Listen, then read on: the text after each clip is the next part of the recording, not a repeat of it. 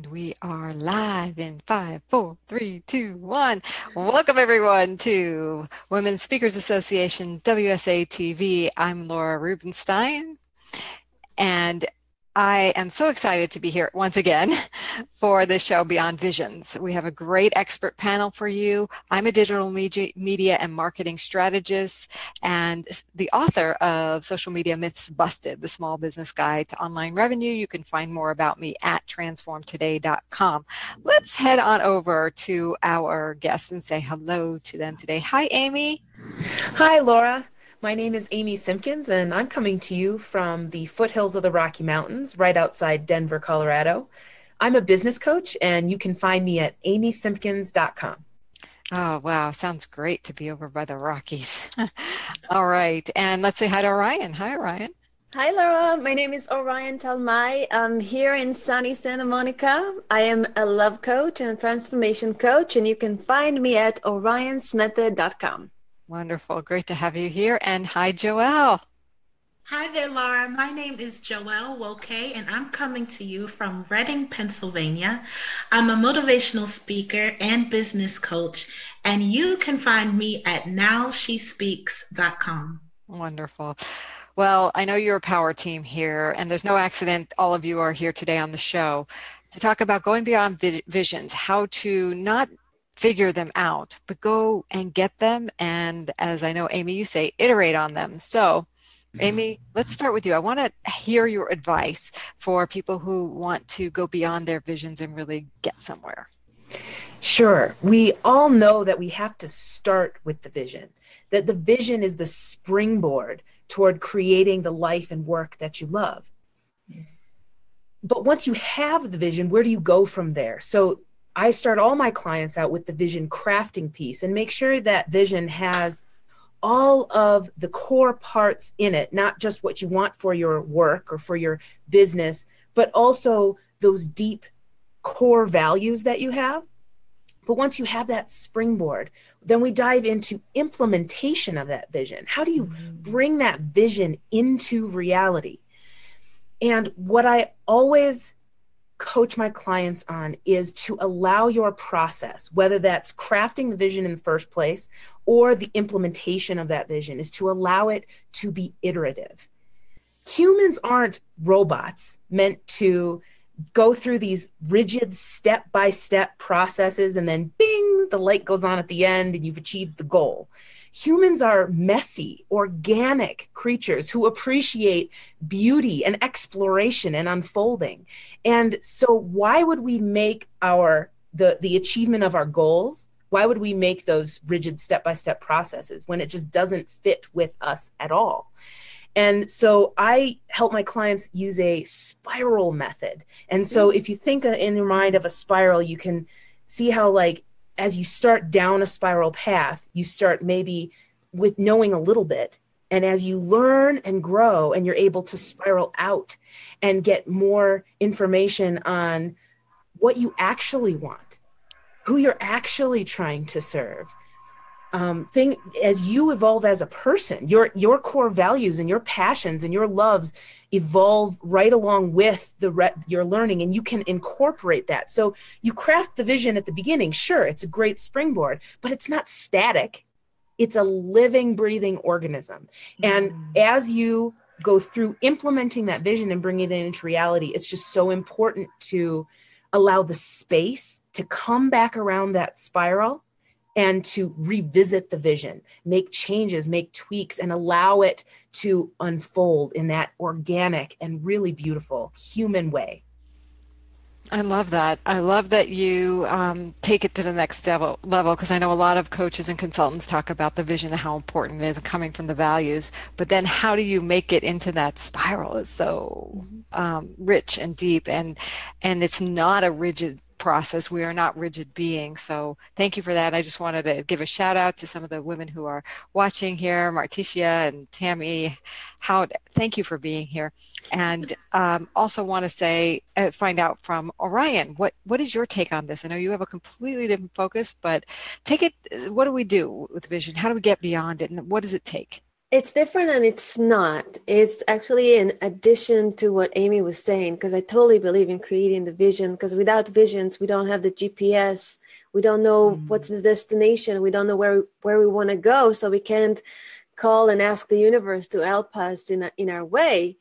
What I do with women is I work with them on the beingness, which is the mindset, the operating system, clearing the junk and helping them break through limiting beliefs. Because when you have the vision and you have limiting beliefs, it clashes. So you can have the vision, but it's a constant internal struggle. And so what you want to do is work on your beingness, connecting your mind, body, and spirit, connecting to the universal Google for advice, connecting to higher power, whatever you call it, working on your body, connecting to your body and your sensuality, connecting to everything that you are, connecting to who you are, and then connecting to your mind. So mind, body, and spirit, in order to be a match for your vision. Who do you need to become to get what you want? Who do you need to become to attract the love of your life, to attract success, or to attract anything that you want in your life? It's about beingness. Love that question. It's very powerful. Mm-hmm. Very powerful. Who do you want to become, or who do you need to become to have this vision evolve? Yes. Very powerful. Thank you. So, Joelle, wrap us up. What advice do you have for getting beyond vision? Well, first I have to say, Amy and Orion, you just blew my head away. Like that, that was amazing what you all said. I like to take, after we get the vision, I like to say to my clients, let's really dig deep into your why. Why are you doing what you're doing? And that why needs to be so powerful that when you speak that why, it has to almost move you to tears. Because as human beings, sometimes we lose motivation and we don't always have someone there to motivate us. So, what is that thing? What is that thing in your head that propels you as to why you're doing this? I like to tell people my own why, which involves my son. And when I talk about him, I get emotional because I love the kid. And if I choose a day where I don't want to be a professional and I choose to be an amateur because maybe I just feel like lounging in the bed, then I make myself that day go to my son and I apologize to him that mommy acted like an amateur today and not a professional. And I'll tell you, ladies, that's a hard thing to do. But you got to dig deep into your why, because that's the thing that's going to propel you to your goal. It's so powerful. What a powerful tool to make yourself be that professional. We've got some great comments here from some of you. Marticia, thank you for being here and for highlighting Orion's universal Google. I like that internal GPS. Deb, thanks for being here. Amy, she says, you're speaking her language, and mindset is very important. And so, wow, all of these are helping us go beyond vision. So let's get into a little bit more about you and how you got to be this expert. Who do you work with and what do you do? What's the mission behind what you do? Let's talk to you, Amy, and find out more about you. Well, for my entire education and the first 10 years of my professional career, I was an aerospace engineer. If my mom was here, she would tell you that I'm a rocket scientist. I spent 10 years designing, building, and flying spacecraft. So what I do now is I take that proven technical design process that's used to develop the most complex systems in the world and off the world, and I infuse those with intuition, heart, magic, and I help business owners apply those proven design principles to their business development. Because you know what? Good design is good design. It does not matter if you are flying to the moon or if you are trying to be a world changer. And so the same principles can create this beautiful structured space within which you can create magic in your business. And that's what I do. I love that. Do you have a story about how you came to this and created the magic yourself? It was crazy. I thought that I was going to be an engineer for life. I was a lifer. I wanted to be an astronaut from the time I was 12 years old. And if you had asked me if visions could iterate, when I was 12 or 15, I would have laughed in your face. I knew what I was going to do with my life, and that's all I was ever going to do. And imagine my surprise when I grew and evolved and realized that what I wanted to do was work with individuals. Yes, I had a blast, and I got to do some really cool things working on projects that were going to advance humankind's knowledge of the cosmos and all these great grand plans and objectives. But I felt empty. I felt my values weren't being fulfilled because I wanted to see my impact immediately, right in front of me. And I wanted to create the personal freedom for myself in my lifestyle to homeschool my children and to travel the world and all of these other individual goals. This was my why, Joelle. That and no matter how cool the work was of designing spacecraft, it's still a job. It was still in this corporate environment with people telling me how I was going to live.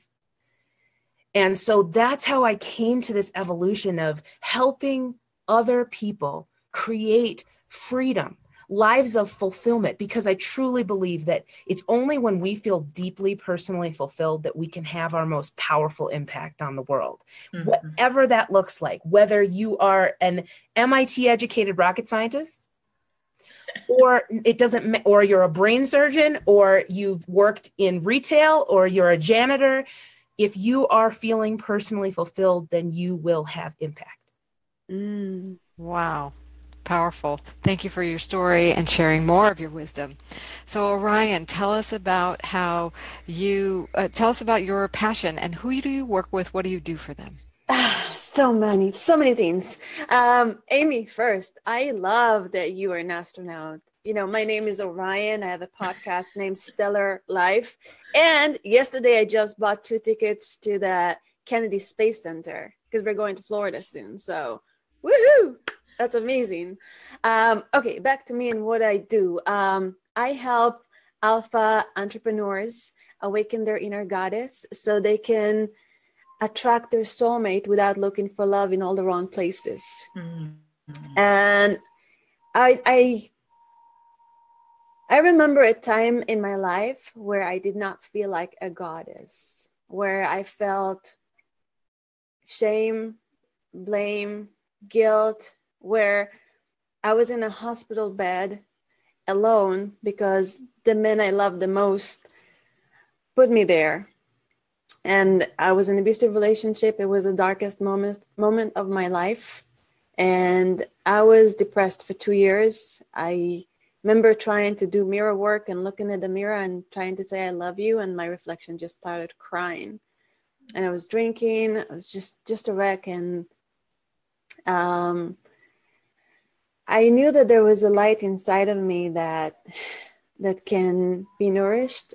I always see myself as the phoenix rising from the ashes, rising from the pain. I see myself as an alchemist. When I do what I've done with myself and what I do with my clients, it's just releasing the crap and getting the gold out. And now looking back, my greatest pain is my greatest gift because I'm able to really connect with women on a deeper level. And it wasn't an easy journey. I did everything that I could to empower my mind, my body. I went and I did martial arts because I said nobody can ever hurt me again. And I was a kick-ass. I was doing MMA and Aikido. I turned to spirit. I traveled over 34 countries, studied from the greatest leaders and luminaries. I went to India. I studied from amazing, amazing people. And I got myself to a position where my life were okay. My business was thriving, but I couldn't find love because every time I would enter a relationship, the question that was running my life was, how can I not get hurt? And so I couldn't hold a relationship for more than 2-3 months. And I went to an event by Tony Robbins. It's called Date with Destiny. And it was talking about masculine and feminine energies. It was the first time I heard of that concept. And that night I had a breakthrough. I sat by a waterfall and I was praying to the stars. And I sang a little song that I wrote when I was 16. And then I sat and I wrote my relationship vision. And 48 hours later, exactly at 1 a.m., I met my husband. 9 days later, he proposed on a hot air balloon in Vegas. And I said no, even though I was a captive audience. But 9 months later, I said yes, and we got married about 6 months ago. Yeah, Congratulations. so Wow. that's the story. The story is I've been through the pain. I've been there. I learned to build my connection to spirit. I learned to honor my body. I learned to honor myself as a woman. I learned what it means to be a good partner. I worked on myself. I invested hundreds of thousands of dollars in my study, my education, my growth. And so right now, my mission and purpose is to hold the hand of somebody else and help them the way I was helped. Beautiful.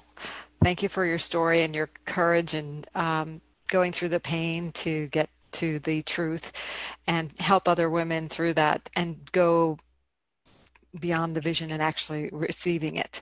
Thank you. So, Joelle, talk to us about you and tell us a little bit about what you do, who you work with. Well, women have always been my audience. And being amongst the three of you tells the reason why I love being with strong women. As women, when we come together, we can give birth to some amazing things. I teach women that you don't have to be intimidated. There's plenty of room at the table. Just scooch on over and tell a woman to come on and have a seat and partake and bring her gifts and bring what she has. I love, love, love working with women. And I've learned that in teaching them certain business techniques to grow their business, you first have to deal with some life issues. I find that with a lot of women, I got to get them to let their heart beat again, to start to dream again like they did when they were 6 and 7 years old. I remember when I was 6 years old, I really thought I was going to be a ballerina, y'all. I really did. I just didn't realize I had a big pot belly and it probably wasn't going to happen. But I remind women of that time so they can start dreaming. Bring down those walls. When you bring down those walls and people can see who you are, they want to do business with you. They can identify with you. They see that you're honest, trustworthy, and likable. So I love that portion of it. And then I love helping women to recognize their gifts, their God-given gifts. What is your true passion? I ask women this question. If money were not an issue, you had $10 million in the bank and you had your dream life and you could care less what anybody thought of you, what would you be doing with your hands? What would you be doing that involves nobody else, but you would be, what's the thing that you would be doing? And whatever that thing is, that, my friend, is your passion. And that's what we got to get busy doing. And guess what? You can monetize that. We just have to sit down and figure out the plan. And when it's your passion, you are going to go so fast. You're just going to gun it because you love it and it doesn't feel like work. And I love showing women how they can make money in a large way. You all, when you can watch a woman literally go from homelessness, go from living in her car, go from broken, tired, weary, wobbly knees to making money in a large way. Not only is it life-changing for her, but you all, it has been life-changing for me. I have learned so much watching and being able to link arms with strong women. I feel like I haven't worked a day in my life. Terrific. Wow. Very powerful and empowering that your work is so, Joelle, and I know it's inspiring everyone. Deb is saying, I'm with you. Bring down the walls, attract the right people. Beautiful. Really, really beautiful. So I feel like we've had such a rich show. I just want to wrap it up with one final question about Women Speakers Association and what brought you here and what are you enjoying about it? So why don't we go over to Amy again? Speaking has been a passion of mine for a long time, almost pretty much my whole life. And I hadn't really considered, crazy enough, bringing it into my business until probably the past 6 or 9 months. And I started to do it. I started to do it on my own, and I put out some, applications, and I cold called some places, and I've done a few talks, but it's pretty lonely out there. And I'm so happy to be part of Women Speakers Association for the community. And I mean, just doing this with you all here, these incredibly strong and gifted women, I'm looking forward to making even more connections like this and to support other people, support other women in growing their business and their speaking. And I'm just excited to be here and part of the community. Thank you for being here and part of the community. We value you. And Orion, what are you getting out of Women Speakers Association? I'm getting so much love. I love being here. I love being, I think, so the original circle, was the women sitting around the fire with the children, looking over each other's shoulder to protect each other. And I love the whole idea of sisterhood, communicating within that circle, connecting, like Amy said, not feeling like as an entrepreneur you can spend hours and hours just you and your computer, and it can be isolating. So the connection, the gifts of all the seminars that are being taught throughout this with this program, and also for me, speaking was one of my greatest fears, because English is my second language. My grammar is not perfect. I make tons of mistakes, but understanding that your message is bigger than you, and plus 93% of communication is nonverbal, but it's about the message. If somebody gives you a gift, you got to share it. If somebody teaches you something, you got to teach it, because together we're stronger and we can bring so much good to the world. Sharing our passion, sharing our gifts, and especially in this beautiful place of the Women Speakers Association.